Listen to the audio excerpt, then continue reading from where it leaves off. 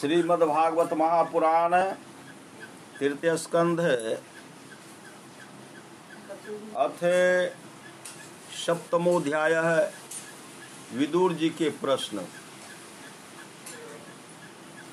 श्री सुखदेव जी कहते हैं, मैत्रेय जी का यह भाषण सुनकर बुद्धिमान व्यासनंदन विदुर जी ने उन्हें अपनी वाणी से प्रसन्न करते हुए कहा। विदुर जी ने पूछा, ब्राह्मण, भगवान तो शुद्ध बोध स्वरूप निर्विकार और निर्गुण है, उनके साथ लीला से भी गुण और क्रिया का संबंध कैसे हो सकता है?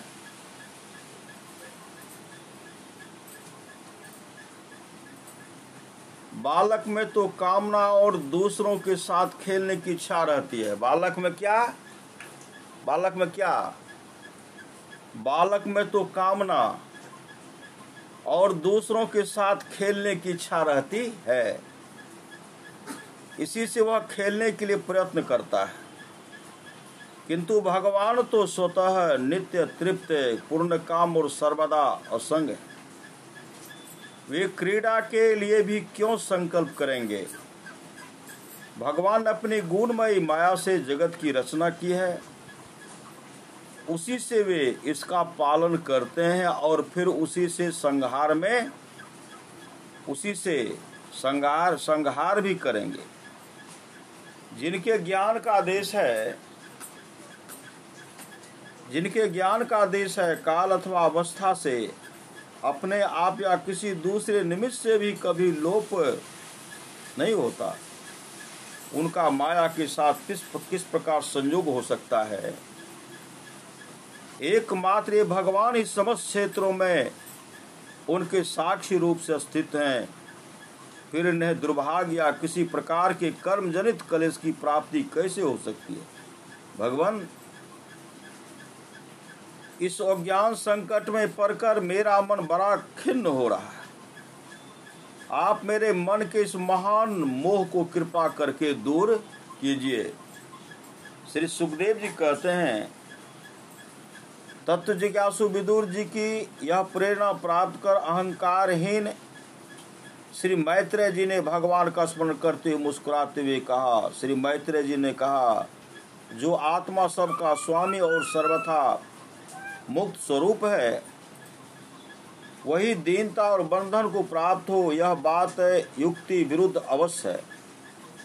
किंतु वस्तुतः यही तो भगवान की माया है। जिस प्रकार स्वप्न देखने वाले पुरुष को अपना सिर कटना आदि व्यापार न होने पर भी अज्ञान के कारण सत्यवत भासते हैं, उसी प्रकार इस जीव को बंधन आदि न होते हुए भी अज्ञान बस भास रहे हैं।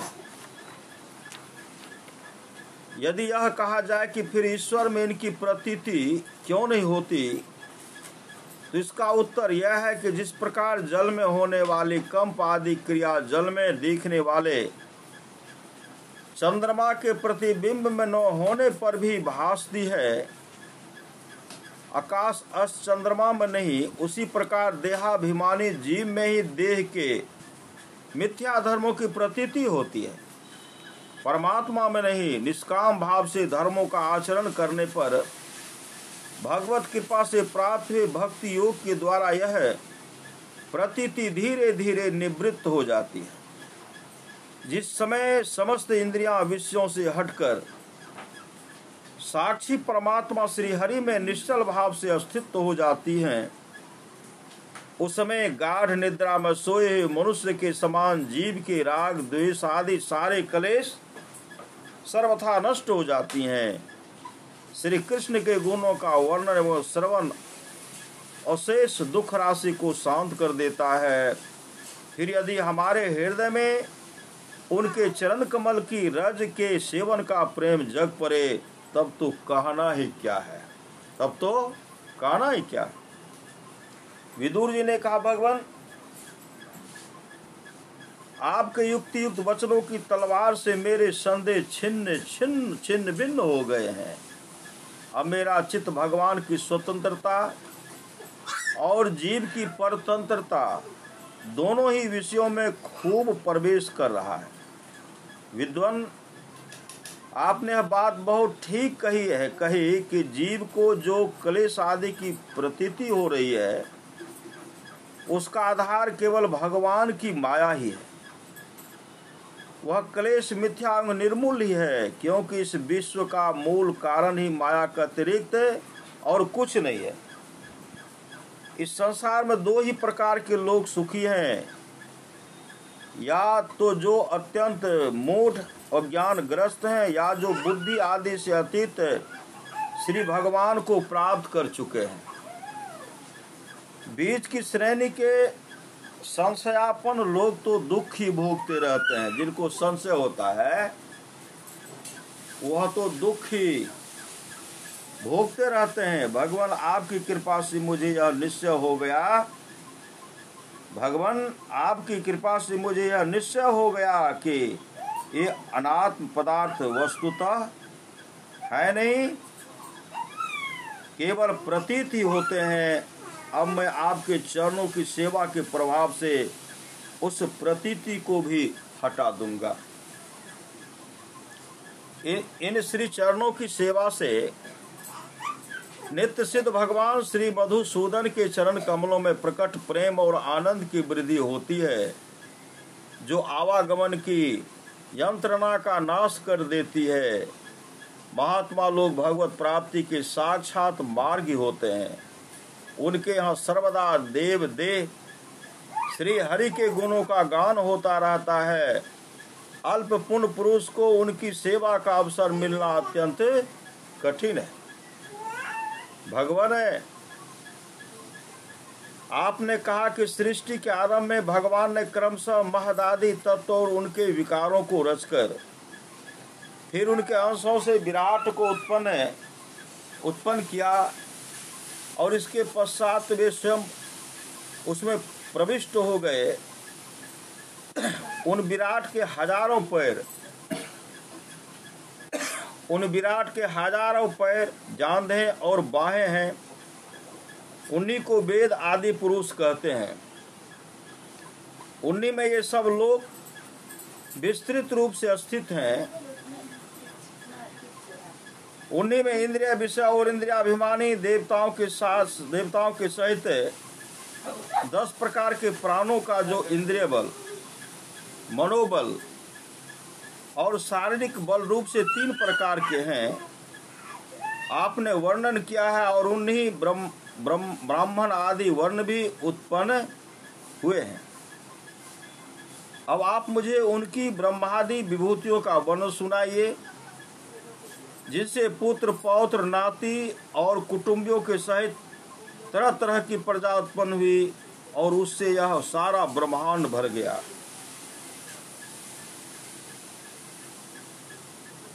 वह विराट ब्रह्मादि प्रजापतियों का भी प्रभु है।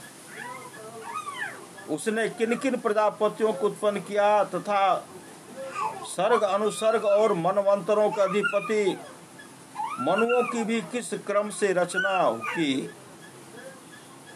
मैत्रेय जी उन मनुओं के वंश और वंशधर राजाओं के चरित्रों का पृथ्वी के ऊपर और नीचे के लोकों तथा भूलोक के विस्तार और स्थिति का भी वर्णन कीजिए, तथा यह भी बताइए कि तिर्यक मनुष्य देवता सरीसृप सर्पादि रेंगने वाले जंतु और पक्षी तथा जरायुज स्वेदज अंडज और उद्भिज, ये 4 प्रकार के प्राणी किस प्रकार उत्पन्न हुए। श्री हरि ने सृष्टि करते समय जगत की उत्पत्ति, स्थिति और संहार के लिए अपने गुणावतार ब्रह्मा विष्णु और महादेव रूप से जो कल्याणकारी लीलाएं की, उनका भी वर्णन कीजिए।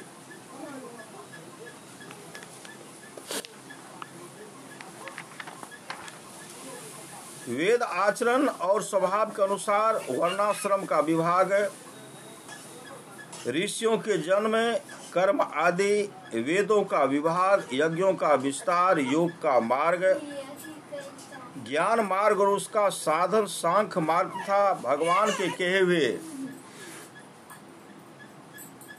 नारद 5 रात्र आदि तन शास्त्र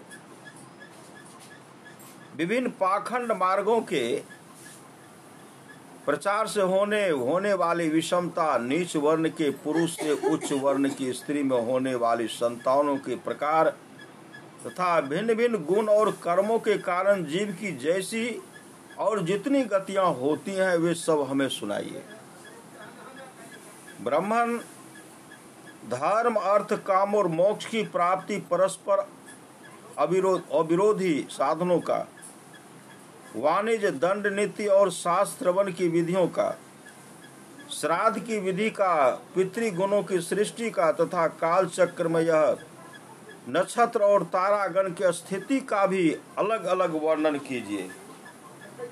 दान, तप तथा इष्ट और पूर्त कर्मों का क्या फल है? प्रवास और आपत्ति के समय मनुष्य का क्या धर्म होता है? निष्पाप मैत्रेय जी, धर्म के मूल कारण श्री जनार्दन भगवान किस आचरण से संतुष्ट होते हैं और किन पर अनुग्रह करते हैं, यह वर्णन कीजिए। द्विजवर दीन वत्सल गुरुजन अपने अनुगत शिष्यों और पुत्रों को बिना पूछे भी उनके हित की बात बतला दिया करते हैं। भगवान उन महदादि तत्वों का प्रलय कितने प्रकार का है तथा जब भगवान योग निद्रा में शयन करते हैं तब उनमें से कौन कौन तत्व उनकी सेवा करते हैं? श्री सद्गुरु, कौन कौन तत्व उनकी सेवा करते हैं और कौन उनमें लीन हो जाते हैं? जीव का तत्व परमेश्वर का स्वरूप उपनिषद प्रतिपादित ज्ञान तथा गुरु और शिष्य का पारस्परिक प्रयोजन क्या है? पवित्र आत्मन विद्वानों ने उस ज्ञान की प्राप्ति के क्या क्या उपाय बतलाए हैं?